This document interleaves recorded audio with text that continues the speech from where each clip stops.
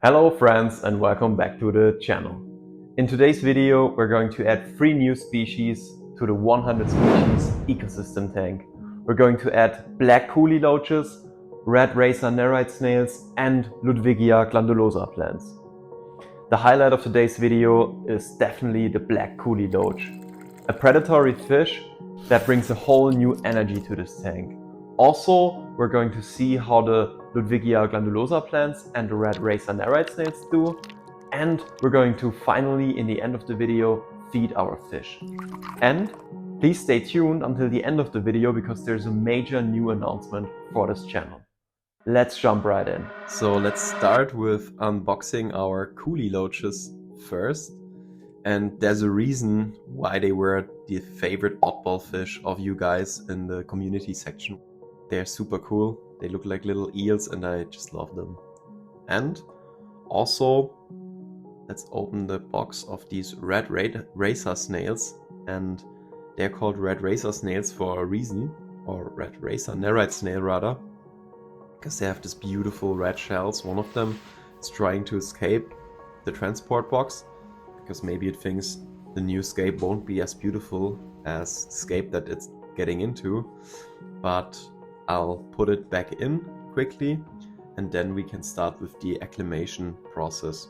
And the reason why I like to acclimate any kind of animal, plants not so much, but any kind of animal, so snails, shrimp, but also fish, and in this case Kuhli Loaches, is that it just reduces the risk of them dying or suffering from unnecessary stress, I would say. So there's multiple reasons, so I'll just pour in some tank water here. And the first reason is that fish and snails are just sensitive to water chemistry. So Kuhli Loaches are actually highly sensitive to changes in pH, hardness and mineral content. And a sudden shift can cause an osmotic shock, and this stresses their bodies and sometimes leads to their death. I think it won't lead to any death here because I'm doing it slowly and carefully, and you can see how hungry my fish already are. I'm just pouring in some of the tank water. The Kuhli Loaches are already getting excited. They look like little water snakes, pardon. This is the first reason why we acclimate them slowly. The second reason is temperature stress. So Kuhli Loaches are an exotic or tropical species. They come from warm, stable tropical waters, and rapid temperature changes of just a few degrees can weaken their immune system, making them more vulnerable to diseases. And this is what I want to prevent with that. Also, I just added a piece of Amazon frog bite and put a lid back on. This gives them a little bit of space to hide, because also they are nocturnal species. That means they are more used to the shade or to the darkness than to light. The way I do it is I do this for 2 or 3 more times usually, and I usually let my fish just sit on my desk in front of the aquarium for roughly 45 minutes, maybe even an hour. Both fish and snails and also shrimp. For instance, I apply the same technique to Neocaridina shrimp, and I rarely have any of the animals dying. Of course, you have some loss sometimes. Like for fish, it's actually very rare. For shrimp, it can be a little more common, I would say, that they die when you add them to a new tank. But that's why you acclimate them, right? And that's why you acclimate them slowly and properly, and usually there's no problem.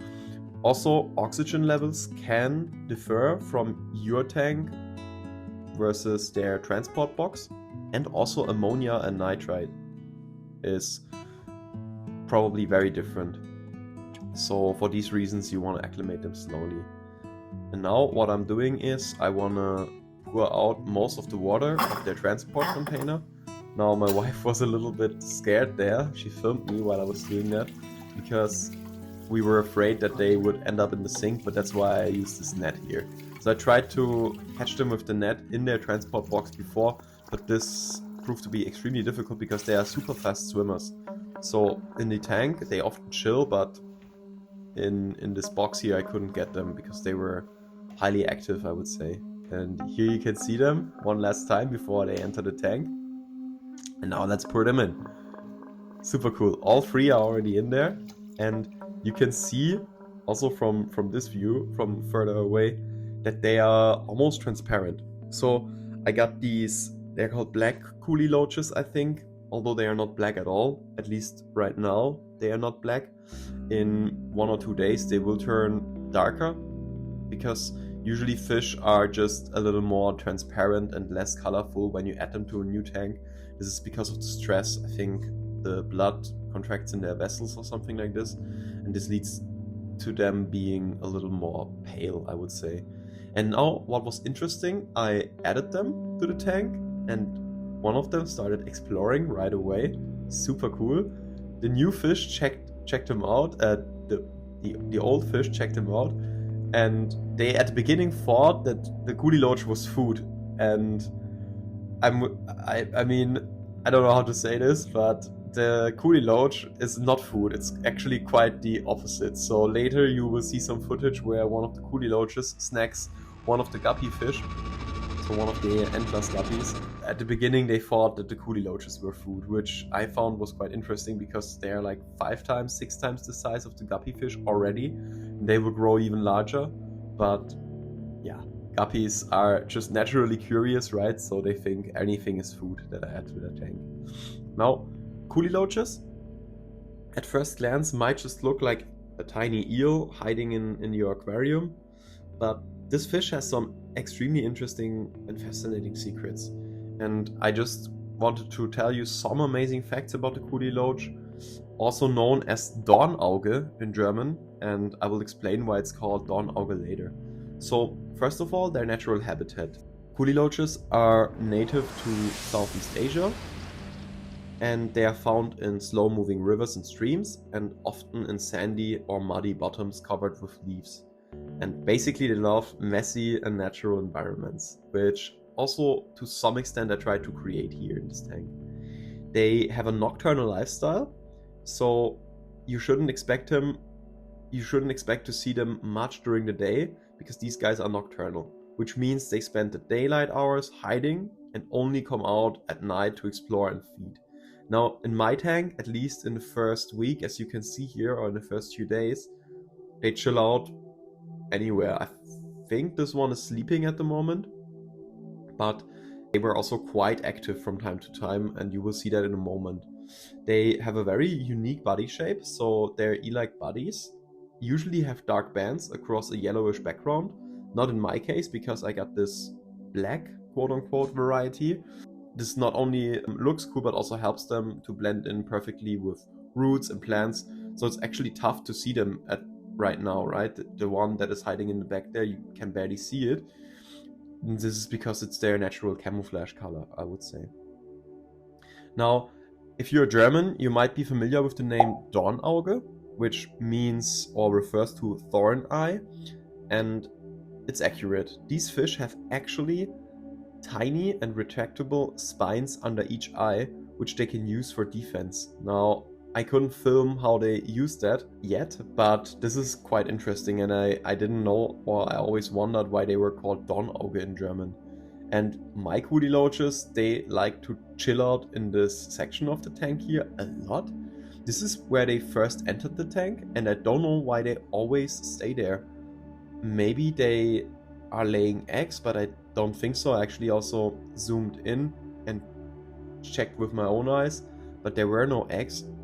But they were displaying typical like egg-laying behavior. Like 2 of them are there all the time, swimming back and forth, and they also swim to the top of the tank many times, which probably means that they are breathing, because they can't breathe air. But I don't really know. Maybe one of you has an idea and can comment below, but I really have no clue. They have actually the ability to breathe air because they have certain breathing adaptations. So they can actually breathe through their intestines. By gulping air from the surface, they absorb oxygen in their gut, which is an incredible survival trick for low oxygen waters, and it's quite rare in the animal kingdom, or in the fish kingdom, I would say. The Kuhli Loach was originally described as Cubitis Kuhli by Achille Valencien in 1846 to commemorate Heinrich Kuhl's work as a naturalist and zoologist. So they were discovered by a French scientist and then named after a German zoologist, or naturalist rather, which I think is quite cool. And I mean, cool, of course, because they are called Kuhli Loaches. And I always think this is quite interesting that these fish were already discovered now almost 200 years ago. So 150 years ago, roughly. So in nature, Kuhli Loaches feast on worms, insects, and tiny crustaceans. And in aquariums, they also eat leftovers and help clean up the substrate. What's interesting about their social behavior is that they might be quite shy alone, but in groups of 5 or more, Kuhli Loaches really come alive. And they then show off a playful side and even venture out more often. And I think they even display this kind of social behavior in this smaller group of 3 here. I definitely want to get more Kuhli Loaches, maybe some with stripes also, just to make the group full, so at least 2 or 3 more, I would say. But for now, I will leave the 3 in there, as they are. Their reproduction is a mystery, or remains a mystery. As I said, I think this here might be how they reproduce, but even if they reproduce, their eggs are just going to be eaten, first of all, by themselves, but also by my guppy fish. As you can see, the guppies are constantly checking the spot here, so I don't think that they are reproducing anyways, but if they were reproducing, which it looks like a little bit, I think the eggs wouldn't have a chance. So breeding them in captivity is tough. The few times it has happened, females laid hundreds of bright green eggs among plants, but it's still a mystery and a rare event that aquarists dream of witnessing, actually. And when we speak about their diet, it is quite interesting. Usually they are known as like detritus eaters and as a peaceful tank mate, but if you check out this Kuhli Loach closer, it already looks a bit scary, I would say, and in a second or two you will witness something that comes close to a crime scene. So as you can see, the Kuhli Loach is just chilling and enjoying its life, and then this guppy comes closer and all of a sudden it's gone. And I even looked at this in slow motion, so it actually just gulped up the guppy fish. I think it didn't necessarily hunt for the guppy fish or anything, but definitely it ate it. I mean, you saw it on the footage, and this is something that I didn't read before. Like, obviously smaller fish are going to be eaten by larger fish, but I actually thought that Kuhli Loaches would be not fish eating or plant eaters, I don't know what you want to call them. And they display an extremely important ecological role. So by digging and burrowing, Kuhli Loaches help to aerate riverbeds and recycle nutrients, which makes them an important part of their freshwater ecosystems, actually. The next species I decided to add to this tank is the red Racer Nerite Snail, Vittina waigiensis. You can see my wife here filming this, which was really nice of her. So I added 5 red Racer Nerite Snails to this tank, and my idea was to put them all on the stone to see all of them at one glance, because this is probably not going to happen at any point in the future that 5 of them are at the exact same spot. So I thought this was a nice idea, because they are actually super beautiful. So they have a striking appearance, I would say.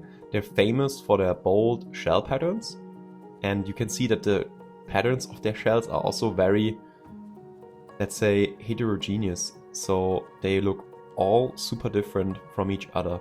The red Racer variety typically shows a bright red, orange or yellow zigzags and stripes against a darker background, which makes them stand out in aquariums, and which is also the reason why I got them. And these 5 snails, believe it or not, they cost, I think, 35 euros, which would be $45. So they weren't cheap, and I really hope they will do fine in this tank. Usually they can get 2 to 3 years old, sometimes also older. And I mean, when I saw them hide or chilling on the stone, I already knew that this was the right decision to get them. They are native to Southeast Asia, just like the Kuhli Loaches, and parts of the Western Pacific, but unlike the Kuhli Loaches, They are living in both freshwater and brackish coastal streams in the Philippines, Indonesia and New Guinea. And they are usually about 2 to 3 centimeters, so around 1 inch in diameter, which makes them a manageable size, I would say, for community tanks. Red racer snails, as you can see here, they are already starting to eat. They are excellent algae grazers. They clean glass, rocks, decorations, or this limestone that I have here. But unlike some snails, they don't eat live plants, which makes them safe for planted aquariums. And I have a heavily planted aquarium, so this was a very, very important prerequisite for me when I got them. They have some reproduction quirks, just like other Nerite snails, and here you can see a sped up version of them with 50 eggs. So, like other Nerite snails, they lay white, sesame seed-like eggs in freshwater aquariums. However, the larvae require brackish or marine conditions to develop, so they won't reproduce successfully in a typical freshwater tank. You would need a brackish water tank for that, which I don't have. Maybe in the future we could try breeding them by adding their eggs into a saltwater glass, for instance, or brackish water glass. But for now, they will just graze in this tank, which I think is absolutely beautiful. Typically, they live for 2 to 3 years, and I hope we will see them in many of the future videos as well. And now we also added some plants. We will plant them later, and these are the plants that I want to plant first, the red ones. So let's just cut them open, I would say. It's always a nice moment when these bags pop. I'm always excited to see what's going on there. These plants look nice.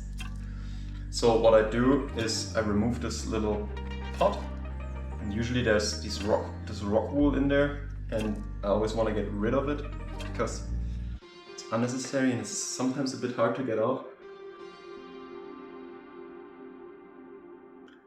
It's always a bit difficult, especially if you have big fingers, to get rid of this rock wool here.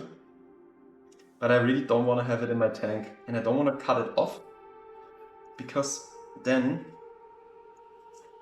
the roots would be hurt, and I don't want to hurt the roots because they are very tiny, these roots. And usually you can plant stem plants without any roots, but I always like to keep some roots on them.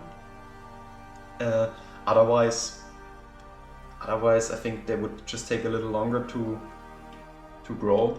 If you are new to the hobby, and if you bought stem plants in a pet store or in a fish store, maybe the guys in the fish store didn't tell you that you should pull stem plants, or rather almost all plants, apart from each other. This is way better for the plants because now you see that you have, like, what do we have here? 1, 2, 3, 4, 5, 6, 7, 8 individual little plants. And this is, of course, first of all, it's cheaper because you have more plants. I mean, it's quite obvious, but it's also better for the plants because they have more place to grow. That means more light for their leaves and for photosynthesis, which is just what they do. And also they have more room for their roots, and it's easier for you to plant, and it's also just visually more appealing. So this is what I would recommend. And now I've got rid of almost all of the rock wool now, and I don't want to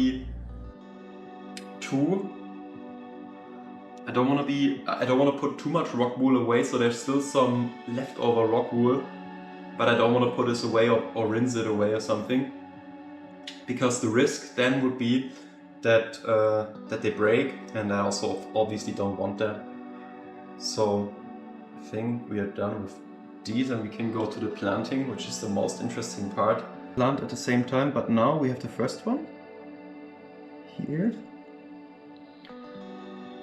And my hope is a little bit that these Ludwigia plants will get more red and that they will grow slowly, just like these Lobelia cardinalis plants in the front section here, these small ones here. So that I don't have to cut them or trim them as often as the Vallisneria plants, for instance, or the cryptocorynes. which you can see throughout the whole tank. The plants are still like, they are bent over in different directions. This is because they were in this bag for like maybe 4 or 5 days, but this will change in no time. So if this happens in your tank, this is no problem at all. The plants, they will orient themselves towards the light, and the light comes from above and from this side actually. So the window is over there. So they will just grow upwards, just like the Veterinary plants and all the other plants that you see here. So they will be like this size in maybe 1 day, something like this. And this will then look way better than it does right now.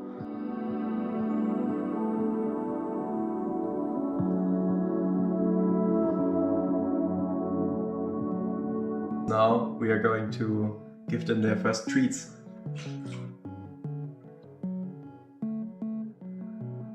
So we have some Artemia in there, some bloodworms, and I really wonder if these loaches check or understand that here's the live food and there are the loaches. I don't know why they hang out in this corner of the tank. I have no clue. But this is where the action is going on actually. And oh yeah, the first one is coming already. They look like super cool, like little sharks or something. And I definitely need to get more loaches. They only had 3 left in the pet store. So I definitely want to get more of them, because they are, after all, like a swarm fish, or I think they appreciate if they are kept in groups, so I want to get more of them. But for the moment I only have 3 and I want to see how they do. But I'll get more in the future. So let's see, maybe we can, okay, the first loach is coming here. Maybe I can just pour some water in there. So the loaches definitely get some of that live food as well. But these loaches are super active actually, which I like, but I hope they are alright actually. So now you can see that the guppies are still looking for the food over there, and they haven't noticed that the live action or the live food action is going on here. But now the loaches are gone actually. Now that the food is there, the loaches are gone. I don't know what's wrong with these guys.